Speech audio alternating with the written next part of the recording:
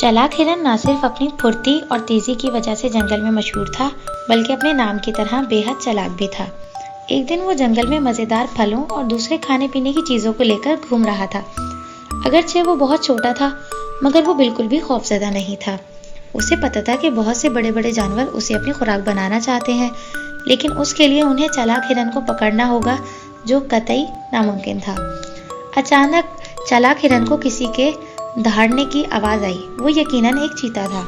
چالاک ہرن، کیسے ہو تم؟ میں بھوکا ہوں، میرے لیے کچھ کرو۔ دیکھو، اگر تم چاہو تو میرے دوپہر کا کھانا بن سکتے ہو۔ لیکن چالاک ہرن بالکل چیتے کا کھانا نہیں بننا چاہتا تھا۔ آخر اس نے ادھر ادھر نظر دوڑائی اور اپنے ذہن سے ترکیب سوچنے لگا۔ اس نے کیچڑ کا ڈھیر پڑا دیکھا۔ لیکن چیتے، میں تمہارے لیے کچھ نہیں کر سکتا کیونکہ یہ آج بادشاہ کا کھانا ہے اور میں اس کی حفاظت کر رہا ہوں۔ یہ کیچڑ؟ چیتے نے حیرانی سے کہا۔ ہاں، یہی ہے بادشاہ کا کھانا، چالاک ہرن نے کیچڑ کی طرف اشارہ کرتے ہوئے کہا۔ اور تمہیں کیا پتا اس کا ذائقہ دنیا بھر میں سب سے اچھا ہوتا ہے۔ بادشاہ ہرگز نہیں چاہتا کہ کوئی اور اسے کھائے۔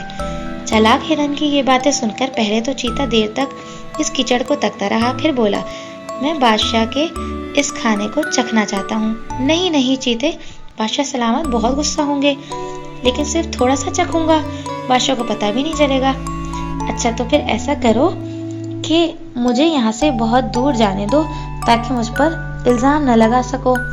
ٹھیک ہے چالاک ہرن، تم یہاں سے جا سکتے ہو۔ چیتے کا اتنا کہنا تھا کہ چالاک ہرن نے وہاں سے دوڑ لگائی اور یہ جا وہ جا۔ اس کے بعد چیتے نے وہ مٹی سے بھرا کیچڑ چکھا تو آخ تھو کر رہ گیا۔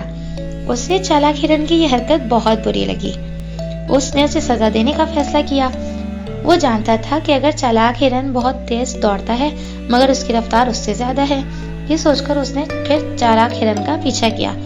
بالآخر اس نے چالاک ہرن کو جا لیا۔ چالاک ہرن، تم نے ایک بار پھر مجھے دھوکہ دیا ہے، اب تمہیں میرا کھانا بننا پڑے گا۔ اب چالاک ہرن نے دوبارہ ادھر ادھر دیکھا۔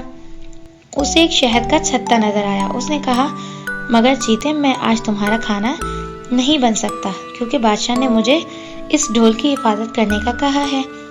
بادشاہ کا ڈھول؟ مگر کہاں ہے؟ چیتے نے حیرانی سے پوچھا۔ یہ رہا، چالاک ہرن نے شہد کے چھتے کی طرف اشارہ کرتے ہوئے کہا۔ اس ڈھول کی آواز پوری دنیا میں سب سے اچھی ہے، بادشاہ ہرگز نہیں چاہتا کہ کوئی اور آواز سنے۔ پھر چیتے نے کہا، لیکن میں اس بادشاہ کے ڈھول کو بجا کر دیکھنا چاہتا ہوں۔ نہیں نہیں چیتے، بادشاہ بہت غصہ ہوں گے۔ صرف ایک چھوٹی سی ضرب، صرف ایک مرتبہ، جس کا بادشاہ کو پتہ نہیں چلے گا۔ اچھا تو پھر مجھے یہاں سے بھاگنے دو تاکہ مجھے بھی الزام نہ لگاؤ۔ ٹھیک ہے چالاک ہرن، تم بھاگ سکتے ہو۔ اب تو چالاک ہرن فوراً رفو چکر ہو گیا۔ واہ بھائی، بادشاہ کا ڈھول کتنا اچھا ہے، چیتے نے اتنا کہا اور درخت پر چڑھ کر اسے ہاتھ سے ایک ضرب لگائی۔ اب کیا تھا، ساری شہد کی مکھیاں باہر نکل آئیں اور چیتے کو کاٹنا شروع کر دیا۔ اس نے درد سے چیخنا شروع کر دیا۔ کسی طرح جلدی سے درخت سے نیچے اترا اور ایک تالاب میں جا کر کود کر جان بچا لی۔ اب تو چیتا غصے میں بھرا ہوا تھا۔ وہ ہر قیمت پر چالاک ہرن کو سبق سکھانا چاہتا تھا۔ اس نے پھر دوڑ لگائی اور تیزی سے چالاک ہرن کا پیچھا کرتے ہوئے اسے جا لیا۔ چالاک ہرن، تم نے دوبارہ مجھے دھوکہ دیا، لیکن اب تمہیں میرا کھانا بننا پڑے گا، چیتے نے غصے میں کہا۔ چالاک ہرن نے پھر ادھر ادھر نظر دوڑائی۔ اسے ایک بڑا سا اژدہا نظر آیا۔ وہ اپنا جسم لپیٹ کر مزے سے سو رہا تھا۔ نہیں نہیں چیتے، میں تمہارا کھانا نہیں بن سکوں گا کیونکہ بادشاہ نے مجھے اپنے بیلٹ کی حفاظت کرنے کو کہا ہے۔ بیلٹ؟ کہاں ہے بادشاہ کی بیلٹ؟ چیتے نے حیران ہو کر سر گھمایا۔ وہ رہی۔ چالاک ہرن نے اژدہے کی جانب اشارہ کیا۔ اس کا رنگ برنگا جسم دیکھ کر چیتا بہت متاثر ہوا۔ دیکھو چالاک ہرن، کیا یہ بیلٹ پہن کر دیکھ سکتا ہوں؟ نہیں نہیں، اگر بادشاہ سلامت کو پتہ چلا ان کی بیلٹ کسی اور نے پہنی ہے تو وہ بہت غصہ ہوں گے۔ صرف ایک بار۔ اچھا تو پھر مجھے بھاگنے تو تاکہ مجھ پہ الزام نہ لگ سکے۔ چیتے نے پھر ہر مرتبہ کی طرح اسے بھاگنے کی اجازت دے دی۔ ارے واہ، بادشاہ کی بیلٹ، چیتے نے یہ کہا اور لپک کر اژدہے کو اٹھا لیا۔